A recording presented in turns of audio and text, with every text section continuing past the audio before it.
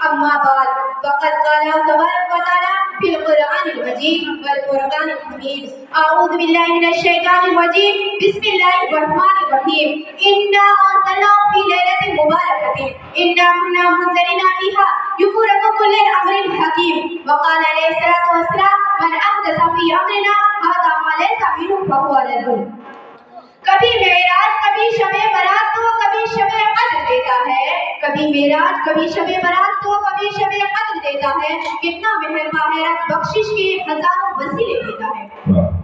معزز سامعین، توفیق خدا بندی کا سہارا لے کر میں آپ کے سامنے آ گئی ہوں. میں چاہتی ہوں کہ آج کی اس مقدس مجلس میں ماہ شعبان کی فضیلت کا تذکرہ کروں اور اس کی درمیانی رات شب برات کی عظمت و برتری بیان کروں اور اس مقدس رات اور بابرکت رات کے متعلق معاشرے اور سماج میں پھیلی ہوئی برائیوں اور خرافات پر روشنی ڈالوں. تو لیجیے امتن متوجہ ہو کر میری بات کو سنیے.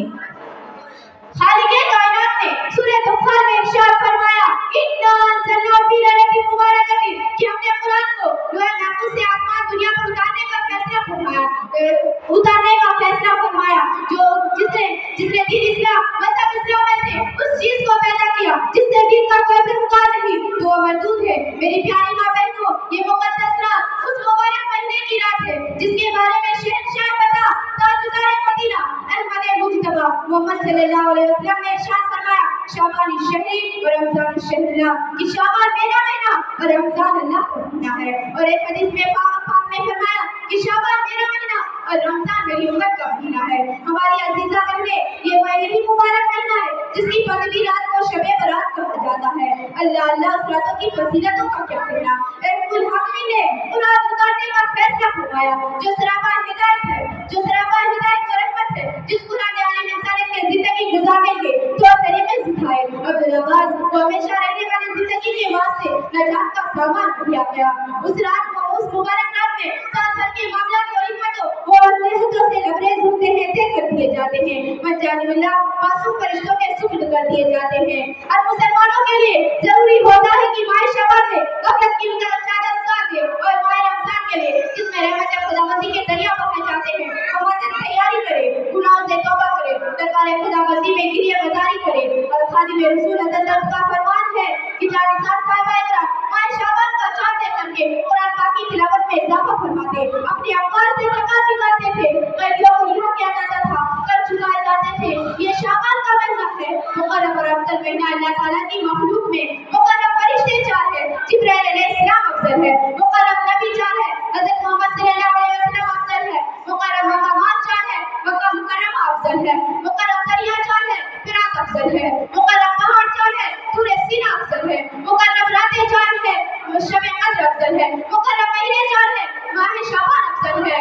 اللہ کا رسول تو ماہ شعبان کا مہینہ اپنا مہینہ قرار دے رہا ہے، مگر ہمیں اس کی غفلت اس کے بارکات و انوار سے محروم ہے. یہ غفلت کا ناصفاسی نہیں تو کیا ہے. میں پوچھنا چاہتا ہوں میری پیاری ماں بہنوں، میری ماں، تمہاری ماں، سارے عالم کے مسلمانوں کی ماں اکثر عائشہ صدیقہ پوچھتی ہے سرور کائنات صلی اللہ علیہ وسلم سے، کہتی ہے کیا وجہ ہے، کیا سبب ہے جو آپ ماہ شعبان میں بہت زیادہ روزے رکھتے. تو فرمایا کہ افطار شام اس آئندہ سال میں مرنے والوں کے نام تحریر فرماتے ہیں اور میں چاہتا ہوں کہ میرے وفات کا نوشتہ اس حال میں لکھا جائے کہ میں روزے دار ہوں. اور اس 15ویں شعبان کو شب برات ہے. یہ وہ مبارک رات ہے جس میں رب ذوالجلال کی رحمتوں کے دروازے کھولتے تھے. یہ وہ مبارک رات ہے جس میں اللہ پاک کی تجلیات آسمان دنیا پر نازل ہوتی ہے. یہ وہ مبارک رات ہے جس میں آئندہ سال مرنے والوں کے نام لکھ دیا جاتا ہے.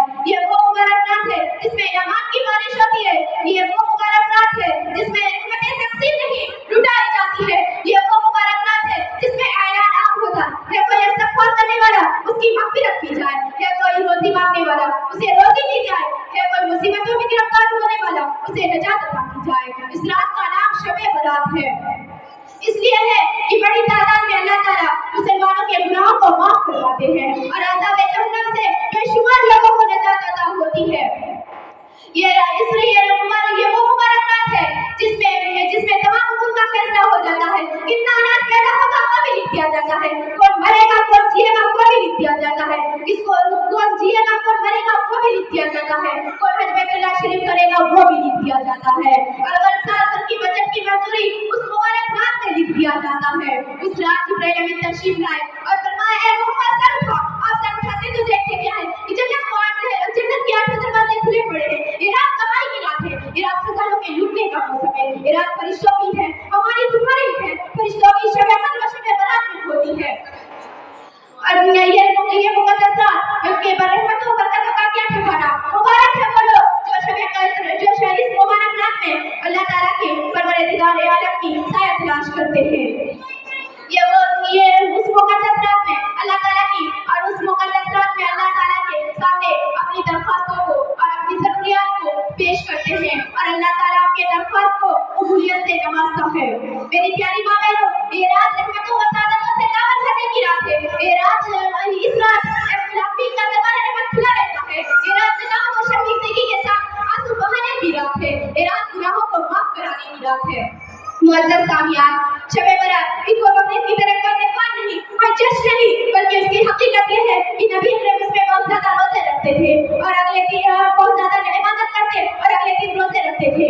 नबी आयशा फरमाती है, एक मर्तबा की बात है कि आका दो जहां कि मेरी बारी थी कि आका दो जहां मेरे मकान पर तशरीफ लाए और दिन 15वीं शाबान थी और आका दो जहां मेरे मकान पर तशरीफ लाए और कपड़े उतारे, पूरे कपड़े उतारे बिना कि फिर पहन लिए। मेरे दिल में ख्याल हुआ कि मेरी किसी सौदा के पास जा रहे हैं। यहाँ तक कि मैं तलाश करने निकली तो देखती क्या हूँ कि आप कब्रिस्तान में मौजूद है और मोमिन मर्दों और नेक शोहदा के लिए मग़फ़िरत की दुआ में मशगूल हुए।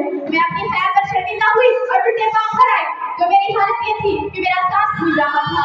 जब आप सल्लल्लाहु अलैहि वसल्लम घर तशरीफ लाए फरमाया, आयशा तुम इतना हाथ क्यों रही हो? तो मैंने अर्ज़ किया, मेरे माँ बाप आप पर कुर्बान, जब आप घर से तशरीफ ले गए तो मुझे ख्याल हुआ कि आप मेरी किसी सौतन के पास जाएंगे तो मैं तलाश करने निकली। यहाँ तक कि मैं आपको कब्रिस्तान में भी मौजूद पाया। अल्लाह रसूल सल्लल्लाहु अलैहि वसल्लम ने फरमाया, आयशा क्या तुम्हें खौफ था कि अल्लाह का रसूल तुम पर जुल्म करता? नहीं, अल्लाह ताला ने जुल्म करता। आयशा फरमाती है कि अल्लाह के रसूल सल्लल्लाहु अलैहि वसल्लम ने फरमाया क्या चल मुजद्दा आज रात बहुत शब बरात है और इस रात में चल मुजद्दा अल्लाह कबीले के बकरियों के बराबर गुनाहों को माफ करवाते हैं। अज़ाब जन्नत से बेशुमार लोगों को नजात अता होती है। तो आप लोग जानते होंगे कि अरब में बकरी पालने का रिवाज आप था, पर कबीले में बकरियां बहुत ज्यादा थी। आप सल्लल्लाहु अलैहि वसल्लम ने कपड़े उतारे तो फरमाया, ए आयशा क्या तुम्हारी तरफ से आज रात इबादत करने की इजाजत है?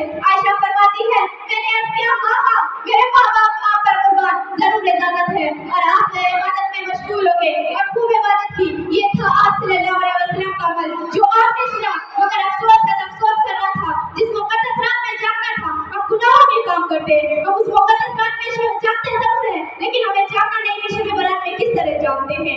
हमें पता नहीं कि शब बरात में किस तरह जागते हैं। हमारा जागना रज़ाई अल्लाह के लिए नहीं, हमारा जागना गुनाह से तौबा के लिए नहीं, बल्कि हम जागते हैं गुनाह में इजाफा करने के लिए, हम जागते हैं नामा अमाल को स्याह करने के लिए, हम जागते हैं नेकियों को मिटाने के लिए, हम जागते हैं रहमतों से एराज के लिए।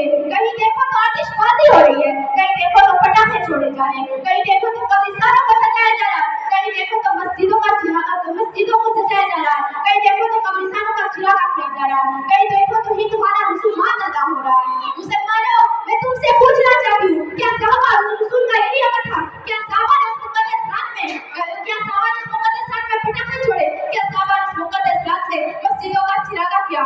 क्या सहाबा ने उस मुकद्दस रात में कब्रिस्तानों का चिरागा किया? क्या सहाबा ने उस मुकद्दस रात में हिंदुआना रसूमात अदा किए? नहीं, हरगिज़ नहीं। मुसलमानों, शब बरात सुन्नत रसूल के मुताबिक मनाओ, नवाफिल पढ़ो, इबादत करो, कुरान पाक की तिलावत करो और कुरान पाक की तिलावत करो और जब कुरान पाक की तिलावत करो, इबादत करे, नवाफिल पढ़े और गुनाह से मग़फ़िरत तलब करे और कब्रिस्तान जाने से सुन्नत रसूल जिंदा होती है, मौत की याद ताज़ा होती है, दिलों में नरमी पैदा होती है, कल्ब व जिगर व दिल व दिमाग में ये बात पहुंचता होती है कि दुनियादार फानी है और आखिरत की याद ताज़ा होती है, उसका ध्यान मेरे आता है।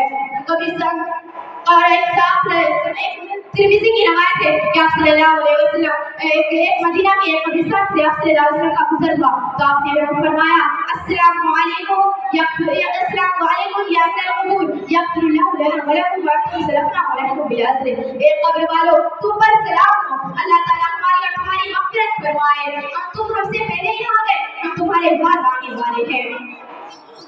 ہم تمہارے بعد آنے والے. قبرستان جانے سے قبرستان جائے اور مومن مردوں اور نیک شہداء کے لیے اور اپنے آبا و اجداد کے لیے اور رشتے داروں کے لیے اور آپ مسلمانوں کے لیے مغفرت کی دعا کرو. اور قبرستان رکھنے کی روزہ رکھو. مگر افسوس کرنا تھا بےہودہ حرکتوں کا صدور ہوتا ہے. کہیں دیکھو تو آتش بازی ہو رہی ہے، کسی کا ہاتھ جلتا ہے، کسی کو چوٹ لگتی ہے، کسی کا گھر جلتا ہے. فضول خرچی میں حصہ لے کر اور اللہ کی کھلا مخالفت ہوتی ہے. اجتماعی طور پر قبرستان میں اصالہ ثواب کیا جاتا ہے، روشنی کا اہتمام کیا جاتا ہے، موم بتیاں چلا کر کے روشنی کا اہتمام کیا جاتا ہے اور کھانے پینے کا اہتمام کیا جاتا ہے. مسلمانوں میں تم سے پوچھنا چاہتی ہوں کیا جب قبرستان میں جاؤ تو سنت رسول کو زندہ کرو. قبر کو ہاتھ سے چھویا نہ جائے، قبر کوئی مٹی کو چہرے پر نہ لگایا جائے، قبر پر پیشانی نہ جھکائے، قبر پر چلا نہ جائے، قبر کی مٹی کو چہرے پر نہ ملا جائے، قبر پر چلا نہ جائے. عقبہ ابن عامر رضی اللہ تعالیٰ عنہ ایک صحابی رسول ہے. اس نے فرمایا کہ میں قبر پر میں ننگی تلوار پر چلوں جس سے میرا پیر کٹ جائے، میں آگ پر چلوں جس سے میرا پیر جل جائے. یہ مجھے پسند ہے، یہ مجھے گوارا ہے، بجائے اس کے کہ میں قبر پر چلوں. یہ کام ہو کر بالکل اختیار نہ کیا جائے جس کے شریعت مطالعہ میں وجود نہ ہو. آخرت کے واسطے سامان کر غافل مسافر شک ڈھونڈتے ہیں جو جانا دور ہوتا ہے. میری پیاری ماں بہنوں، یہ دنیا داری امتحان ہے جس کی مثال ایک ہوٹل اور سرائے کی ہے جس میں انسان چند روز قیام کرتا ہے اور اللہ تعالیٰ نے انسان کو یہ دنیا فانی میں امتحان کے واسطے بھیجا ہے جو شریعت اسلامیہ پر عمل کر کے جنت الفردوس کو اپنا مقام بناتا ہے یا شیطانی خرافات پر عمل کر کے جہنم جیسی بدترین جگہ کو اپنا مقام و ٹھکانہ بناتا ہے. ہماری منزل مقصود اور آخرت کی منزل ہے، ہمیں اس کی پوری مکمل تیاری کرنی ہے. کسی نے کیا خوب کہا ہے، رحمتوں کی ہے یہ رات نمازوں کا رکھنا ساتھ، منوا لینا رب سے ہر بات، دعاؤں میں رکھنا یاد. مبارک ہو آپ سب کو شب برات. وما علینا الا البلاغ. السلام علیکم ورحمۃ اللہ وبرکاتہ.